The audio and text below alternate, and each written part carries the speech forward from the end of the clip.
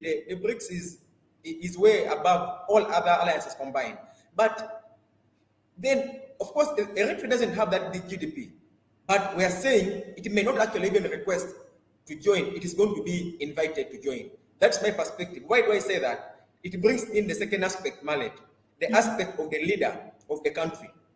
Do not forget, the Brics is at a formative stage. The Brics is at a level where it is still being backed, and therefore it desires a kind of arrangement where the right leadership is in it. So I think the biggest and the first quality that's going to have Eritrea limited into Brics is going to be the quality of its leader, the track record of the president of Eritrea. And I think they're going to be looking at that. I began by saying that if you look at the politics of Eritrea straight from independence, Eritrea presents the kind of politics, the kind of economic policies around which the Brics as an alliance is actually founded. You look at the policies of multipolarity. You look at its quest for self-reliance over the years. And what makes Eritrea a very interesting example, and why I think that the Brics leadership is going to be very interested in bringing in the president of Eritrea to be part of this alliance, is because President Isaias didn't just wake up yesterday. If you go back 30 years ago, the man's ideas of self-reliance, the man's ideas of multipolarity began straight from the day that Eritrea gained its independence as a country. You will remember about 2-3 years later, Eritrea began to refuse food aid, for example, from entering its country. So why am I saying this? I'm trying to say this to show us that Eritrea's position as a country that prioritizes self-reliance goes back to 30 years ago.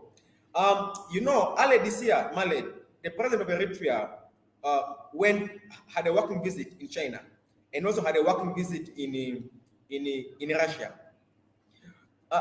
Most people might think that it is out of the blue. I don't share that opinion. It goes back for me as evidence of President Isaias' insight. I would call it that it was by prophetic design. That President Isaias was able to see the events that are taking place at this moment 30 years ago. President Isaias was able to predict that at some certain point in time, the world would begin to revolt against hegemonistic powers, and we would begin to see different centers of power emerging.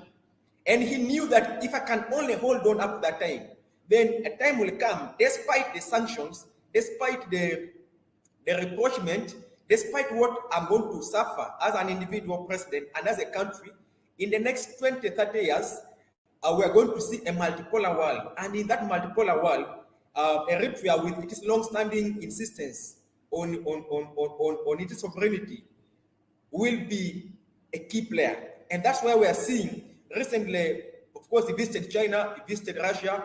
You begin to see that President Isaias is playing a central role in a multipolar world. And for me, this is important for Brics. Why? Brics is at a formative stage. And being at a formative stage, Brics needs leaders with foresight. Leaders who are able to see into the future. Leaders who are able to predict what will happen in the next 10, 20 years. So, at a personal level, President Isaias has a kind of prophetic insight that could be very significant and important for Brics. The emergence of Brics, of course, offers a challenge to other alliances.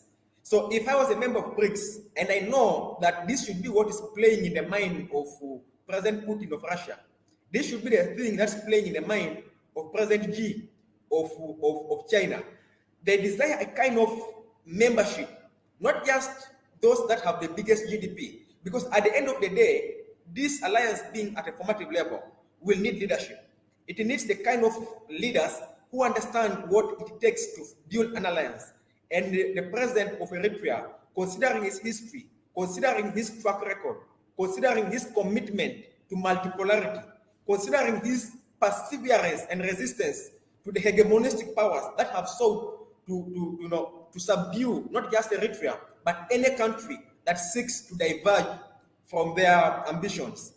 Considering that track record, I think that it presents a very interesting, kind of leadership that would be very significant for Brics. And I think those at Brics will be looking at that this man can provide an example, that can provide experience and the leadership, and of course the foresight that they will need going forward.